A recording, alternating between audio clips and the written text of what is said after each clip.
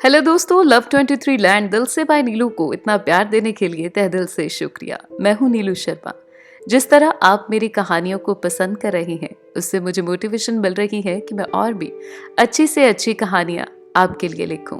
ये सिर्फ कहानियां ही नहीं, बल्कि कुछ मेरी जिंदगी में आए लोगों के एहसास हैं। मेरी कोशिश रहेगी कि मैं आपके लिए समाज के अलग अलग हिस्सों की तस्वीर पेश करूं, जो हमें एक सही सोच दे। आज की कहानी कुछ इस तरह से है।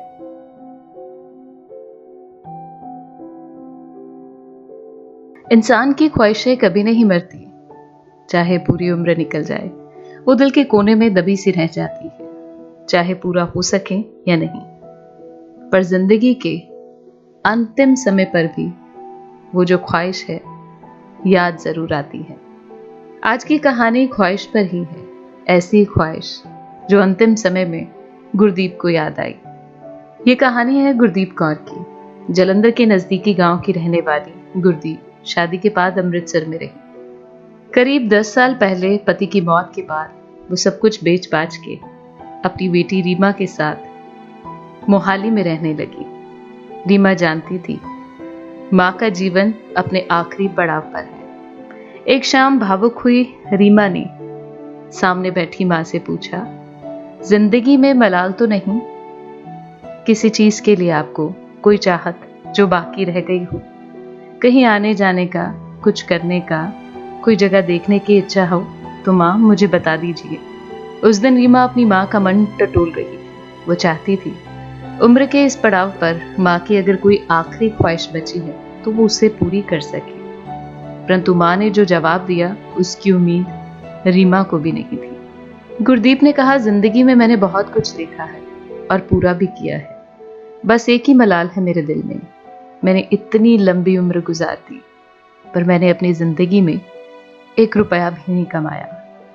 यह सुनकर गुरदीप की बेटी रीमा संत रह गई। 90 साल की उम्र में मां पैसे कमाने की इच्छा बता रही थी, जो कि असंभव ही था। यानी कि कैसे पॉसिबल हो सकता है। परंतु अब तो तीर कमान से निकल चुका था। मां की इस ख्वाहिश को पूरा करने का फैसला कर रीमा ने गुरदीप से पूछा, इस उम्र में मां आप क्या कर सकती हो? जवाब तो जैसे पहले ही तैयार था गुरदीप का। बड़े कॉन्फिडेंस के साथ गुरदीप बोली, मैं बेसन की बर्फी बना सकती हूँ। घर में धीमी आंच पर भुने बेसन की मेरे हाथों की बर्फी कोई तो खरीद ही लेगा। मां का जवाब सुनते ही रीमा का गला भर आया। अपनी मां का कॉन्फिडेंस देख रीमा की आंखों से आंसू निकल उठे। रीमा ने ऑर्गेनिक बाजार नामक एक संस्थान से संपर्क किया। उनसे बेसन की बर्फी की खरीदारी पर बात की। 90 साल की मां के हाथ की बर्फी जब ऑर्गेनिक बाजार के कर्मचारियों ने चखी तो वो भी स्वाद और शुद्धता के मुरीद हो गए। मां को उनका पहला ऑर्डर मिल गया। बर्फी बनाकर ऑर्गेनिक बाजार में बेची गई तो बदले में पेमेंट भी मिली। जब गुरदीप कौर की पहली पेमेंट उसके हाथों पर रखी गई तो 90 साल की मां के हाथ कांप उठे। आंखों से झरते आंसू इस बात की गवाही दे रहे थे कि दशकों से दिल में दबी ख्वाहिश पूरी हो गई थी। मां की इच्छा तो पूरी हो गई, परंतु जिसने जिसने मां के हाथों की बर्फी चखी, उसकी इच्छा दोबारा चखने की हुई। ऑर्डर पर ऑर्डर आने लगे। गुरदीप ने कमर कस ली कि जैसे वो अपने दिल की इच्छा पूरी करती रहेगी जब तक उसकी आखिरी सांस है। जितना संभव हो सका गुरदीप ने रात दिन काम किया। बर्फी का स्वाद मोहाली ही नहीं, पूरे पंजाब की जुबान पर बैठ गया। लोग गुरदीप के हाथों की बनी बर्फी के मुरीद हो गए। आज गुरदीप के हाथ की बनी हुई बर्फी एक ब्रांड बन चुकी है। ब्रांड का नाम भी काफी फेमस है और लोग उसे जानते हैं और खाने के लिए दूर दूर से आते हैं। वैसे कितनी ख्वाहिशें हैं ना जो हम अपने सीने में दफन कर लेते हैं। यह सवाल किसी और से नहीं, खुद से भी पूछने की जरूरत है।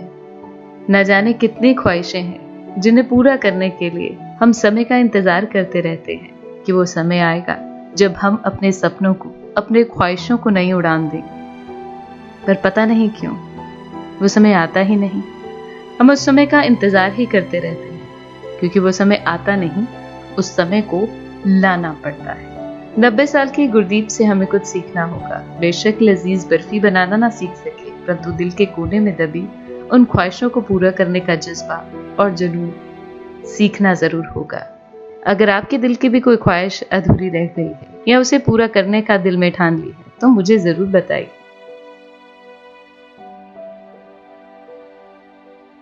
कैसी लगी आज की कहानी कमेंट बॉक्स में मुझे आप बता सकते हैं। अगर आपके पास भी कोई कहानी है जिसको आप सबके साथ शेयर करना चाहते हैं तो आप मुझे love23land@gmail.com पर मेल कर सकते हैं। अगर आपने अभी तक मेरे चैनल को सब्सक्राइब नहीं किया तो प्लीज सब्सक्राइब करें और रेड बेल आइकन को दबाना ना भूलें, जिससे हर रोज मेरी आने वाली वीडियोस का नोटिफिकेशन आपको मिल सके। मेरी कहानियों को ज्यादा से ज्यादा लाइक करें, अपने फ्रेंड्स और फैमिली के साथ शेयर करना ना भूलें और चैनल को सब्सक्राइब कर बन जाइए लव23 लैंड परिवार का हिस्सा। आपके लाइक्स, कमेंट, शेयर मुझे और भी अच्छा लिखने की प्रेरणा देते हैं। लव लैंड दिल से, बाय नीलू।